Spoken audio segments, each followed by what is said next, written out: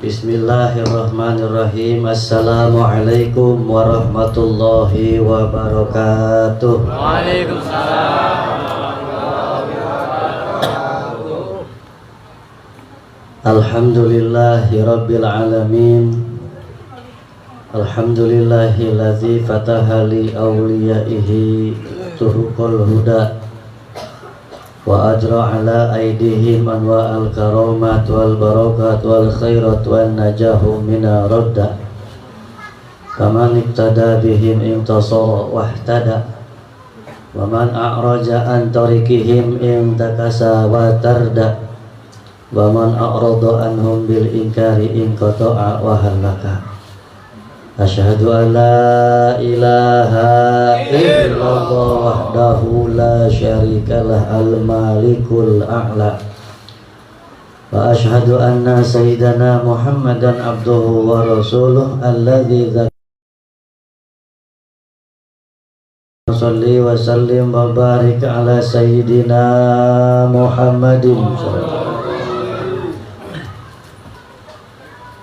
wa ala alihi wa sairi anbiya'i wal mursalin wa ala alihi wa ashabihi ajma'in amin amma ba'du. Bismillahirrahmanirrahim. Ila hadrati syekhina mursyidina Syekh Muhammad Abdul Ghausifullah Maslul Al-Qutub As-Samadani Al-Mahdi radhiyallahu qaddasul nafadha bi ulumi asri barakati fi dharraini khususan la hadirina bil majlis sayyid dunya wal akhirah. Al-Fatihah.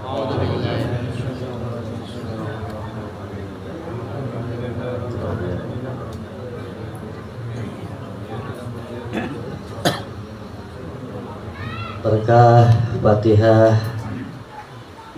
melalui karomah pangersa Abah, semoga pemangku manakib pada malam hari ini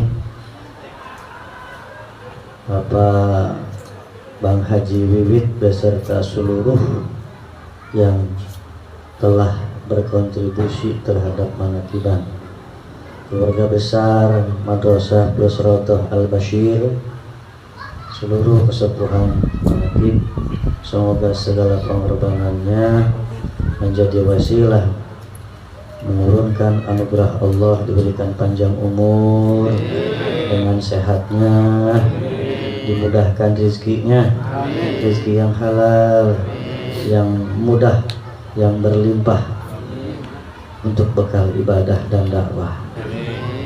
Al-Fatihah.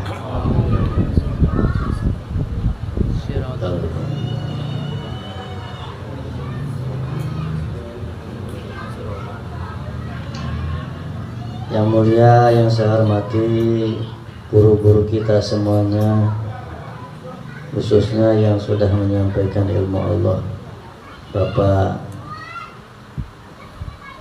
Kiai Haji Abu Bashir, bapaknya Bashir Madrasah Al-Bashir itu bapaknya, kan yang merintis, yang memberikan beliau, jadi bapaknya layak disebut Abul Bashir. Bapak Kiai Haji Lalo atau Abu Bashir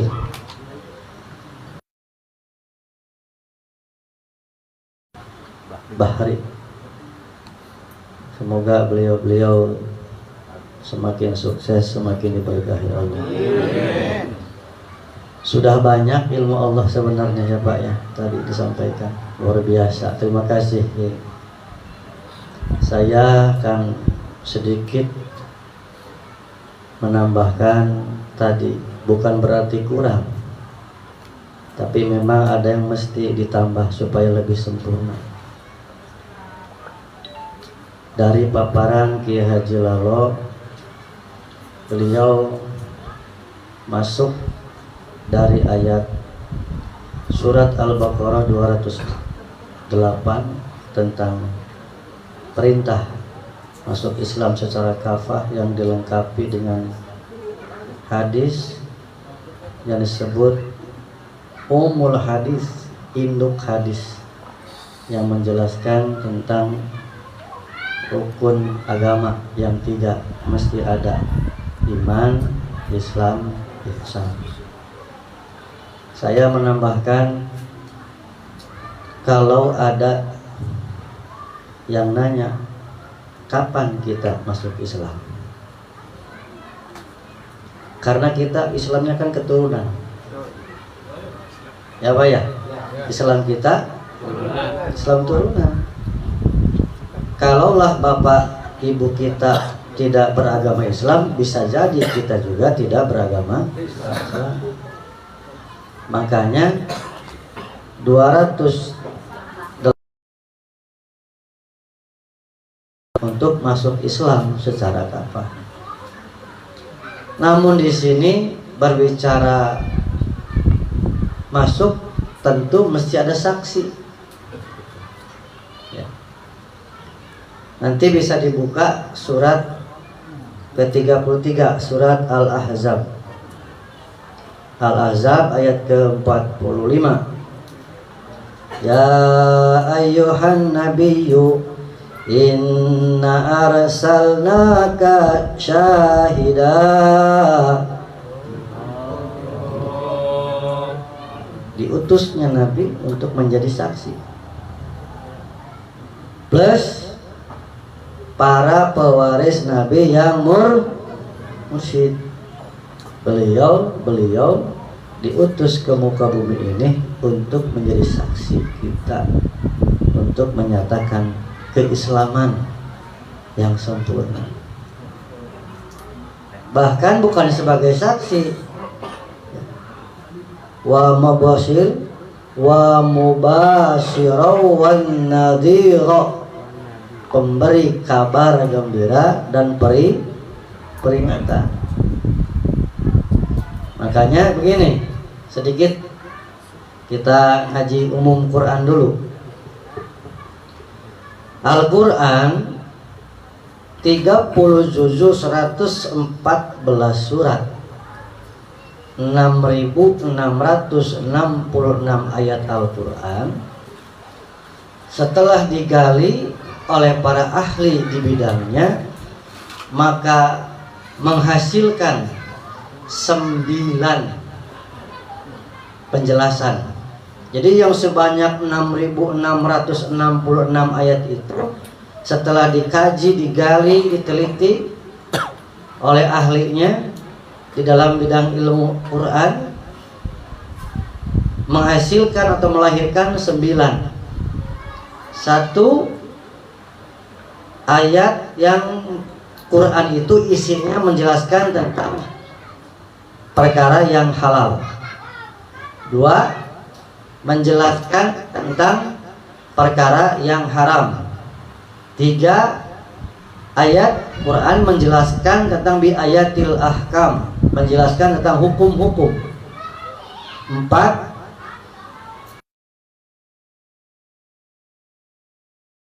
kisah, sejarah. 5, isi Quran itu menjelaskan tentang aidah. Apa aidah? Nasihat. 6, Quran itu isinya menjelaskan tentang misal, contoh. 7, nazir, peringatan. 8, basir, pemberi kabar. 9, mutasyabbih, perumpamaan.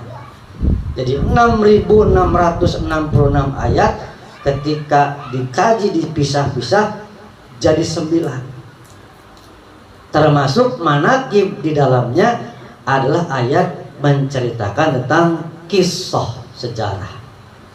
Laqad kana fi qasasihim ibratul liulil albab. Surat apa itu?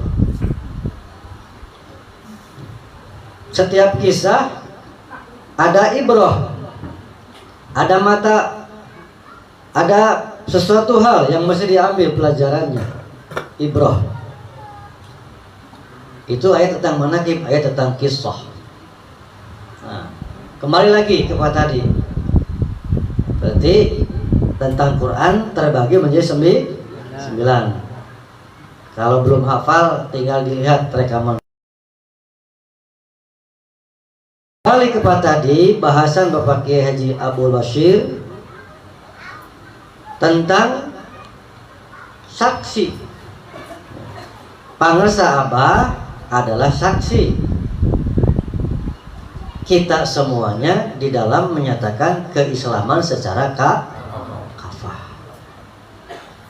Karena berbicara Islam kafah, ada satu fan bahasan di dalam kitab Safinatun Najah tentang syahadat. Syahadat terbagi menjadi dua. Syahadat syahadatan syar'an munjin, syahadatan syar'an ghair munjin, syahadat syariat yang tidak ada jaminan bisa menyelamatkan di kehidupan akhirat. Syahadat ini hanya sebatas melafadzkan, mengucapkan tanpa memenuhi rukun dan syarat dari kesempurnaan syahadat. Biasanya syahadat syar'an ghair munjin ini terjadi kalau mau akad ijab qabul di dalam nikah. Kata penghulu, kata pencatat nikah, yuk kita syahadat dulu. Asyhadu alla ilaha illallah. Kesananya mah kagak sholat, kagak puasa, kagak apa-apa. Lempeng-lempeng baik ya.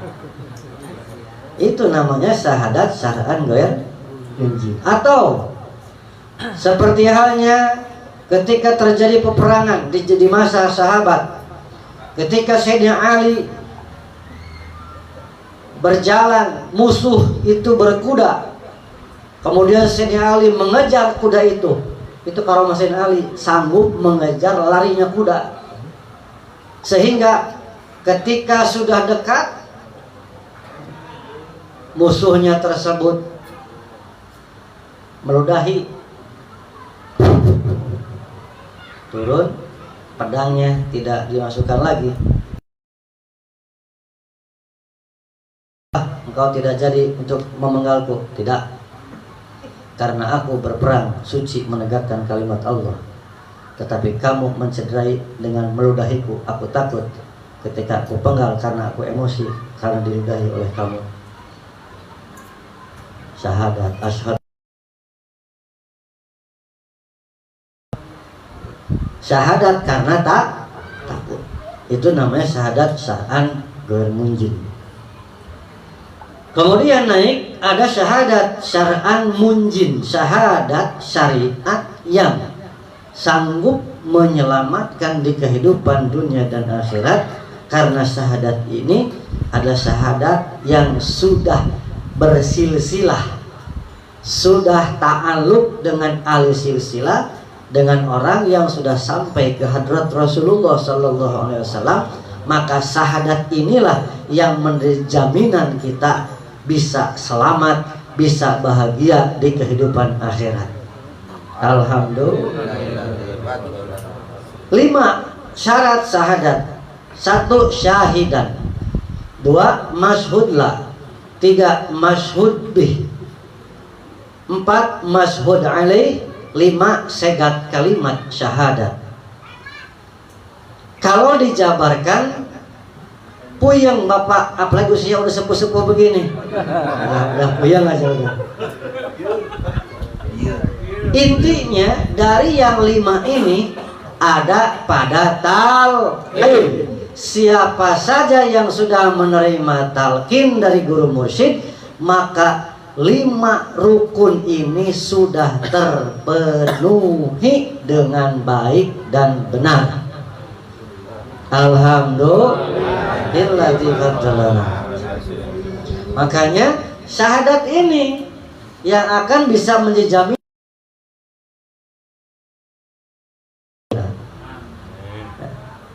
syahadat. Syahadat kalimat intinya adalah la ilaha illallah. Asyhadu itu adalah penyaksian.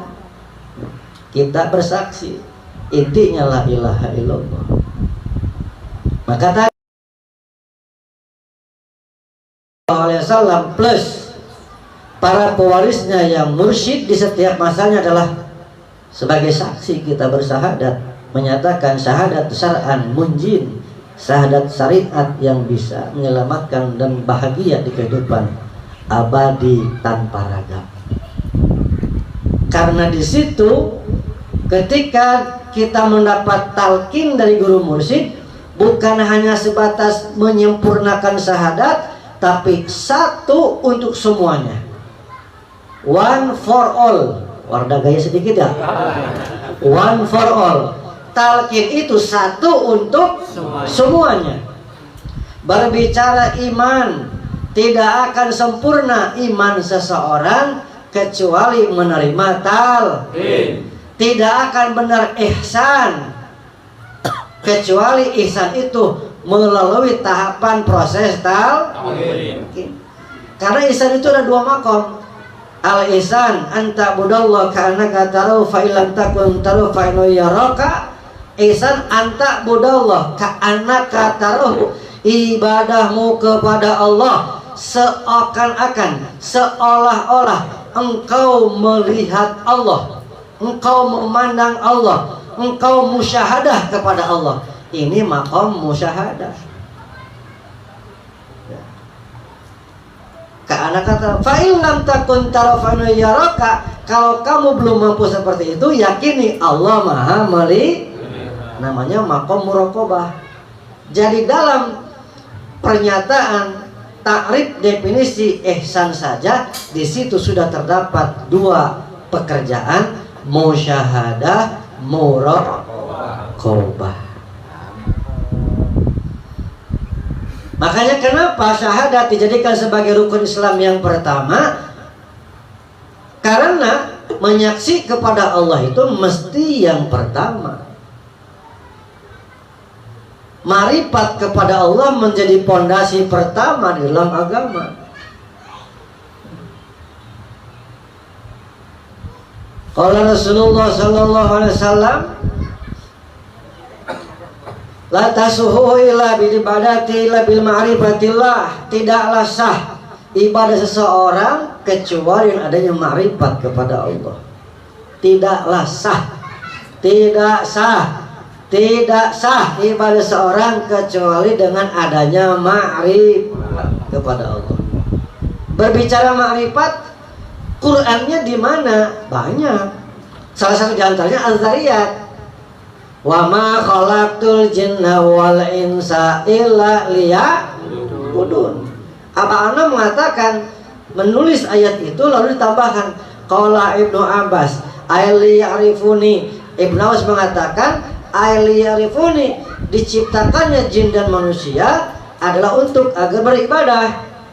Bukan sebatas beribadah, tapi mesti sampai ma'rifat kepada Allah.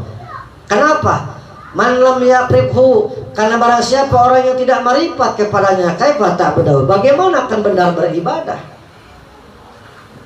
Makanya jika ingin dapat semuanya, ma'rifat dapat, ihsannya dapat, imannya dapat, semua dapat, maka prosesnya mesti melalui talqin dari guru mursyid. Maka tadi, masya Allah tadi ya, ibu-ibu ya, tadi yang baru banyak, tadi yang baru yang ikut, yang dari Padang, jauh dari Padang, Padang Pariaman, Sumatera Barat, berlaut, dapat hutan ke sana, ya jauh. Kalau saya ke Padang belum nyampe, Bang Hen. Ya ke Tanjung Jabung Barat, Tanjung Barat perbatasan Riau, muter ke Jambi, ke Lampung, Palembang, Sabang, Banda Aceh, Lamno, baru sampai situ Bandung. Bandung ke sana sampai ke Bali, alhamdulillah. Ya. Dibawa naik karomat la ilaha illallah.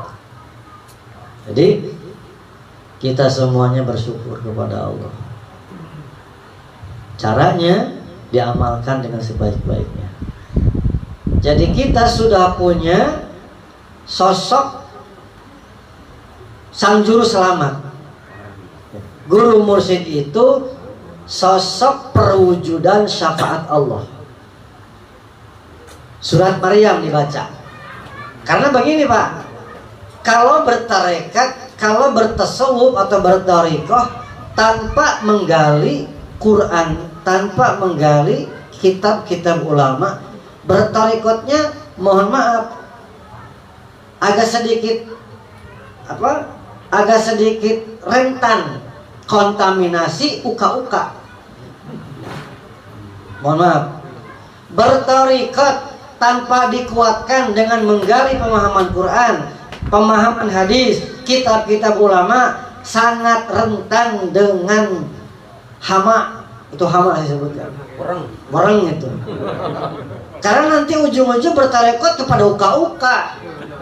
Bertarekat bukan untuk itu. Bertarekat untuk perbaikan ibadah, perbaikan akhlak, agar sampai ke ibadah husul kepada Allah. Uka-uka itu hanya sebatas tipuan. Tarekat itu bukan supaya ngajampe sembuh, bukan, atau bisa terbang, bukan itu. Maka saya menyarankan, menghimbau kepada semuanya, jangan apatis, jangan a priori dengan baca Quran. Karena di situ, walaupun lafaznya dibaca, pangersa abah saja mursyid kita masih baca Quran, Pak. Masih suka baca Quran, saya lihat baca Quran. Karena di situ untuk menguatkan perjalanan kita berthariqah. Jadi berthariqahnya Anda akan benar, akan kuat jika dikaji pendalaman ilmu Quran, hadis, kitab-kitab. Ya. Kan begini, nggak apa-apa, selingan itu. Ya. Tadi ma'rifat itu di mana adanya? Kan saya katakan tadi syahadat. Makanya kenapa syahadat dijadikan rukun Islam yang karena mesti menyaksikan kepada Allah itu setiap saat, setiap waktu. Pertanyaannya, kalau tidak ditalkin, apakah mampu kalbu kita menyaksi Allah? Bapak, nih perhatikan, yang sudah talkin hidup. Inilah praktek dari musyahadah. Inilah praktek dari syahadat. Ketika kalbu Anda hidup, Anda sedang musyahadah kepada Allah. Dan memang mesti musyahadah kepada Allah itu setiap waktu. Makanya kenapa syahadat dijadikan rukun Islam yang pertama. Karena mesti ma'rifat dulu, mesti musyahadah dulu kepada Allah sebelum yang lain-lainnya. Ini kajian bukan main-main, Pak. Saya bisa ngaji bodor-bodoran, bisa. Mau ngaji bawa kemana bisa. Tapi sayang, nanti intinya nggak dapat. Kita bertarekat ini jadi bias. Ini kemana kita akan bertarekat? Tidak akan paham kedudukan guru mursyid kita. Sehingga karena ketidakpahaman terhadap guru mursyid, dengan guru mursyid saja berani melawan. Dengan guru mursyid saja kita masih berani menyatakan, mau apa sih, bah? Mulutnya tidak. Tapi ketika maklumat Anda langgar, sesungguhnya Anda mengatakan, ngomong apa sih, bah? Paham? Seperti itu. Ini kajiannya kajian rasa, Pak. Bukan kajian sebatas masuk telinga kiri, keluar telinga kanan. Bertarekat itu sampai paham ke wilayah rasa. Zauq nur ma'rifat fi qalbi auliya. Zauq itu cahaya ma'rifat yang Allah simpan ke dalam kolbunya para kekasihnya melalui orang yang memiliki benih ma'rifat, benih tauhid, disimpan, ditalkin supaya hidup. Hati-hati Anda ketika Anda dalam hal ini maklumat guru tidak diindahkan, apalagi diiyakan, apa sih? Itu sama dengan Anda mengatakan begitu. Perilaku Anda adalah bahasa pengganti lisan Anda. Hati-hati. Ini thariqah, tak wilayah sudah mulai wilayah bukan wilayah syariat lagi, wilayah rasa. Anda berguru kepada mursyid, jangan disamakan seperti berguru kepada guru syariat. Beda. Karena memang belajar thariqah itu kita selalu belajar adab.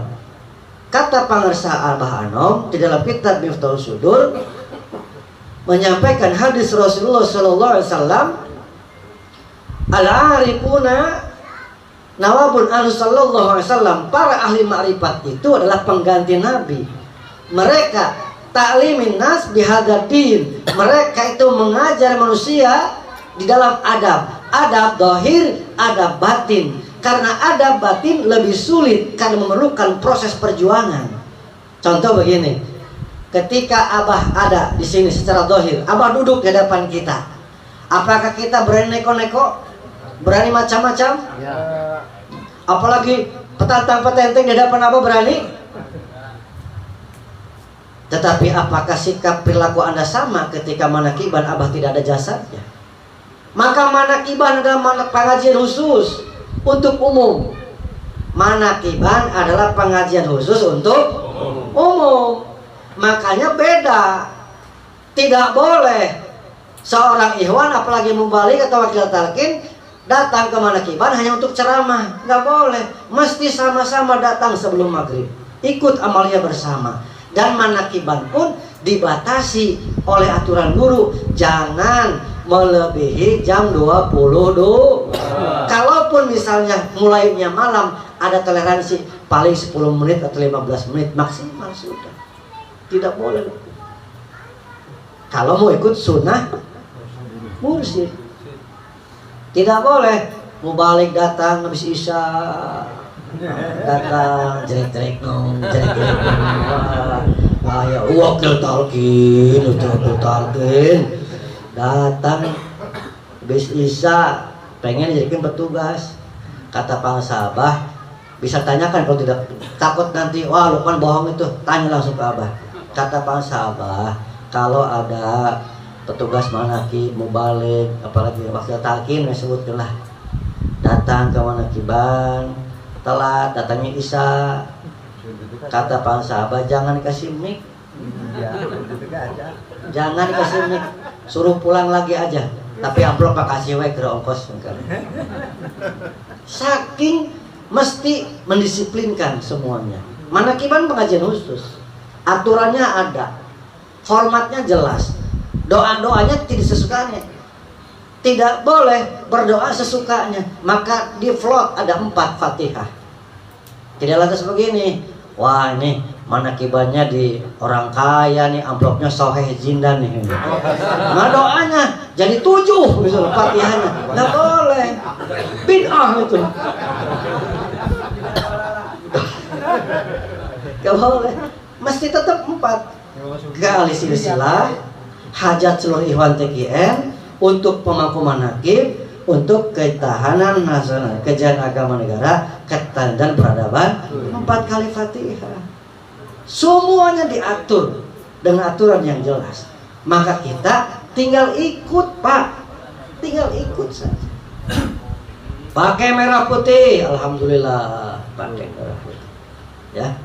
Ini perintah guru. Jadi ketika Anda mengatakan, malu pakai merah putih, Anda membangkang. Sama dengan mengatakan, apa sih bah merintah-merintah pakai merah putih? Suka-suka saya aja dong, gitu kan. Sama begitu. Hati-hati. Ya. Baik. Tadi, kenapa mesti baca Quran? Dalam rangka untuk menguatkan syahadat kita, menguatkan perjalanan dikir kita. Syahadat pakai Sunda ngerti kagak? Ngerti nih. Bekasi ngerti kagak Sunda? Ada yang ngerti ya? Nanti diterjemahin lah, diterjemahin. Syahadat itu running tag, dilihat running tag. Syahadat di kuatan tolak ilmu maca Quran, loba zikir ka pangeran, ngelawan nafsu jeung setan. Syahadat mesti dikuatkan. Tolak ilmu, makanya kenapa manakiban ada khidmat ada tabaruk kita faduilus untuk sebagai penguatan dalam syahadat, penguatan makrifat. Belajar ilmu makrifat tanpa dikuatkan ilmu, nanti rawan tergelincir kepada uka. Temen roda mah oleng ya? Oleng roda mah. Lewat ke sebelah sono, kayaknya ada ini nih. Mas Wid, hati-hati, ada kolor hijau. Aduh, tarekot dipakai main-main, Pak. Main-main itu malpraktek itu, hati-hati. Kalau tarekot dipakai untuk itu malpraktek tarekotnya. Ini baru keluar hari ini saya ngomong. Kalau tarekot dipakai seperti itu untuk uka-uka, untuk golongan itu malpraktek namanya. Tarekotnya jadi dipakai bukan semestinya. Jangan ya, malpraktek lah. Syahadat mesti dikuatkan. Tolab ilmu, makanya manakiban ada khidmat ilmiah, ada fadhilul syuhur. Bahkan wa min sunanihi ta'dimul ilmi wa ahli. Kata para sahabat, di antara sunnah mursyid, as-sunnah wa min sunanihi, bagian dari sunnah-sunnah beliau para sahabat, ta'dimul ilmi wa ahli, mengagungkan ilmu dan ahli ilmu. Disangka gampang ngomong begini. Kalau masal bunyi kayak kentut kagak susah. Tapi ngomong mesti pakai ilmu. Karena kalau ngomong tidak pakai ilmu, Anda dilaknat oleh Allah, oleh malaikat langit, malaikat bumi. Man afta bi ghairi ilmin lanatu malaikatu min sama'i wal ard. Barang siapa orang yang berfatwa menyatakan sesuatu hukum atau apapun statementnya tanpa dasar ilmu, laknatul malaikatus samai wal, maka dilaknat oleh malaikat langit, malaikat bumi. Ciri sedang dilaknat malaikat bumi, malaikat langit, ngomongnya sakarep dewe, orang anggo ilmu, ngomongnya asal bunyi kayak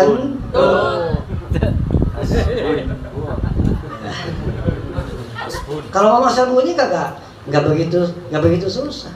Tapi ngomong dalam thariqat itu mesti sesuatu yang sudah kita rasakan, bukan hasil ilmu baru disampaikan, bukan begitu metodenya. Ngaji thariqat itu sesuatu yang sudah kita amalkan, sesuatu yang sudah kita rasakan, kasihkan ke orang. Karena resiko orang yang menyampaikan ilmu baru dosanya berat. Kalaupun misalnya kita sudah menyampaikan ilmu, orang lain kagak menerima, biarin ilmu itu untuk kita. Kita sebagai penyampai jangan terganggu. Dan ketika kita duduk, ini syarat dari bangsa Abah, ketika kita duduk jangan niat ngomong untuk orang lain, untuk kita sendiri. Idza jalasta linnas faqul wa'idun liqalbika wa li nafsika wa la yaghurrannaka istima'uhum 'alaika innahum yuraqibuna dhahiraka wallahu yuraqibu batinaka. Ngerti kagak? Ngerti ya. Ida jalas talinnas, ketika engkau duduk di depan manusia ngaji, fakun waidan liqalbika wa linafsika, maka jadilah dirimu sebagai penasehat hatimu dan penasehat nafsumu. Wala yaghurrannaka istima'uhum 'alaika, jangan tertipu, jangan terpedaya dengan banyaknya jamaah yang berkumpul di hadapanmu. Innahum yuraqibuna dhahiraka wallahu yuraqibu batinaka. Karena sesungguhnya mereka hanya melihat tampilanmu yang luar, tetapi Allah memandangmu batinmu.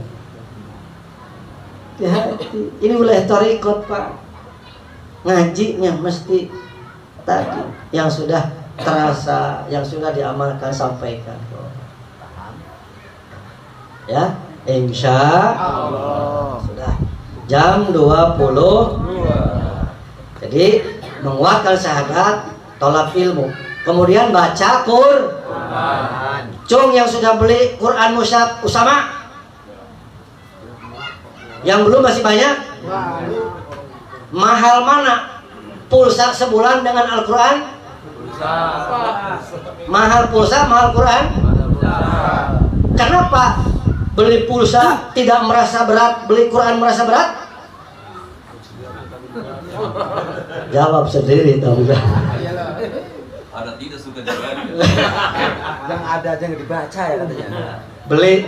Beli mushaf, mudah-mudahan nanti mencetak lagi yang agak gede, biar yang sepuh-sepuh ini matanya kan kagak pakai itu ya. Ini kan kecil. Nah, ini kalau yang sepuh-sepuh tulisannya kecil. Mudah-mudahan nanti saya sudah mengusulkan ke Abu udah di hadapan ngomong, kalau boleh nyetaknya yang agak gede. Tulisannya supaya tulisannya gede. Jadi yang sepuh-sepuh begini macanya tidak begini. Ya, Iya. jelas. Orang saya saja segini. Karena kecil Pak, mesti segini bacanya. Karena terlalu rapat kan, kecil Pak. Beli yang belum. Saya berdosa kalau saya belum beli, maka kalau saya sudah beli jadi ngomong berani beli. Baca Quran menguatkan syahadat. Yang ketiga banyak dzikir kepada Allah untuk menguatkan syahadat kita. Bukan main-main.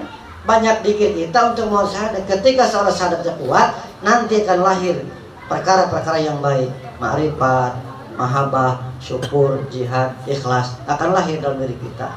Itu lahir dari syahadat. Syahadat yang diolah dengan banyak dzikir, dikuatkan dengan ilmu, dikuatkan dengan baca Quran, lahirlah yang lima. Syahadat kudu ngabukur, ma'rifat mahabbah syukur, jihad berjuang sing akur, hati ikhlas ulah kabur. Syahadat akan lahir ma'rifat mahabbah syukur, jihad, ikhlas. Kalau diolah, itu buah semuanya. Buah dari pengamalan, ya. Buah dari pengamalan. Jadi kalaupun sudah ditalkin tapi diam-diam baik, kagak mau amaliyah, gak akan ada perubahan dalam hidup, gak akan terasa hasilnya. Sama seperti kita datang ke dokter spesialis, datang cuma konsul doang, tapi petunjuk dokter, obat dari dokter kagak mau diminum, ya sama aja, tetap akan sakit, tetap akan bermasalah. Kita datang ke Abah, memandang Abah bagus, tetapi kalau kita tidak mengamalkan petunjuk-petunjuk bangsa Abah, tidak akan terjadi perubahan yang signifikan dalam hidup kita. Akan terasa, akan terjadi perubahan yang signifikan menuju ke arah yang lebih baik kalau petunjuk-petunjuk dari guru agung kita bangsa Abah, dzikirnya, manakiban, hataman, salat dan yang lain-lainnya kita kerjakan dengan sebaik-baiknya, sebenar-benarnya, sesungguh-sungguhnya. Insya Allah. Terima kasih, mohon maaf. Hadanallahu wa iyyakum ajma'in. Assalamualaikum warahmatullahi wabarakatuh.